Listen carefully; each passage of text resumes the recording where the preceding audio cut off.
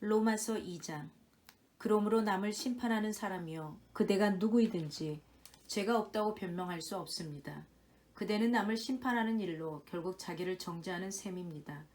남을 심판하는 그대도 똑같은 일을 하고 있기 때문입니다. 하나님의 심판이 이런 일을 하는 사람들에게 공정하게 내린다는 것을 우리는 압니다. 이런 일을 하는 사람들을 심판하면서 스스로 그런 일을 하는 사람이요 그대는 하나님의 심판을 피할 수 있을 줄로 생각합니까?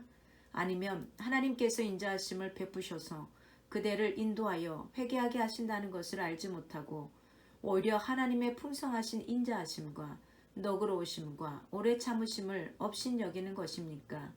그대는 완고하여 회개할 마음이 없으니 하나님의 공정한 심판이 나타날 진노의 날에 자기가 받을 진노를 스스로 쌓아 올리고 있다는 것입니다. 하나님께서는 각 사람에게 그가 한 대로 갚아주실 것입니다.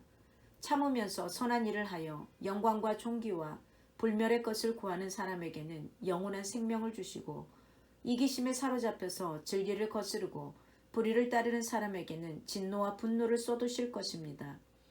악한 일을 하는 모든 사람에게는 먼저 유대 사람을 비롯하여 그리스 사람에게 이르기까지 환난과 고통을 주실 것이요 선한 일을 하는 모든 사람에게는 먼저 유대 사람을 비롯하여 그리스 사람에게 이르기까지 영광과 존귀와 평강을 내리실 것입니다. 하나님께서는 사람을 차별함이 없이 대하시기 때문입니다. 율법을 모르고 범죄한 사람은 율법과 상관없이 망할 것이요 율법을 알고 범죄한 사람은 율법을 따라 심판을 받을 것입니다. 하나님 앞에서는 율법을 듣는 사람이 의로운 사람이 아닙니다. 오직 율법을 실천하는 사람이라야 의롭게 될 것이기 때문입니다. 율법을 가지지 않는 이방 사람이 사람의 본성을 따라 율법이 명하는 바를 행하면 그들은 율법을 가지고 있지 않아도 자기 자신이 자기에게 율법입니다. 그런 사람은 율법이 요구하는 일이 자기의 마음에 적혀 있음을 드러내 보입니다. 그들의 양심도 이 사실을 증언합니다. 그들의 생각들이 서로 고발하기도 하고 변호하기도 합니다. 이런 일은 내가 전하는 복음대로 하나님께서 그리스도를 내세우셔서 사람들이 감추고 있는 비밀들을 심판하실 그날에 드러날 것입니다. 그런데 그대가 유대 사람이라고 자처한다고 합시다.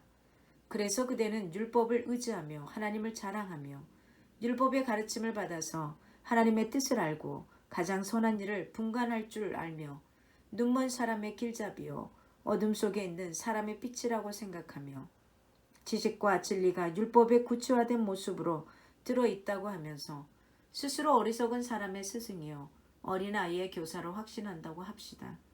그렇다면 그대는 남은 가르치면서도 왜 자기 자신은 가르치지 않습니까? 도둑질을 하지 말라고 설교하면서도 왜 도둑질을 합니까? 간음을 하지 말라고 하면서도 왜 간음을 합니까? 우상을 미워하면서도 왜 신전의 물건을 훔칩니까? 율법을 자랑하면서도 왜 율법을 어겨서 하나님을 욕되게 합니까? 성경에 기록한 바 너희 때문에 하나님의 이름이 이방 사람들 가운데서 모독을 받는다 한 것과 같습니다. 율법을 지키면 할례를 받은 것이 유익하지만 율법을 어기면 그대가 받은 할례는 할례를 받지 않은 것으로 되어버립니다. 그러므로 할례를 받지 않은 사람이 율법의 규정을 지키면 그 사람은 할례를 받지 않았더라도 할례를 받은 것으로 여겨질 것이 아니겠습니까? 그리고 본래 할례를 받지 않았더라도 율법을 온전히 지키는 사람이 율법의 조문을 가지고 있고 할례를 받았으면서도 율법을 범하는 사람인 그대를 정죄할 것입니다. 겉모양으로 유대 사람이라고 해서 유대 사람이 아니요 겉모양으로 살갗에 할례를 받았다고 해서 할례가 아닙니다. 오히려 속사람으로 유대 사람인 이가 유대 사람이며 율법의 조문을 따라서 받는 할례가 아니라 성령으로 마음에 받는 할례가 참 할례입니다. 이런 사람은 사람에게서가 아니라 하나님에게서 칭찬을 받습니다. 하나님의 말씀이었습니다. 아멘.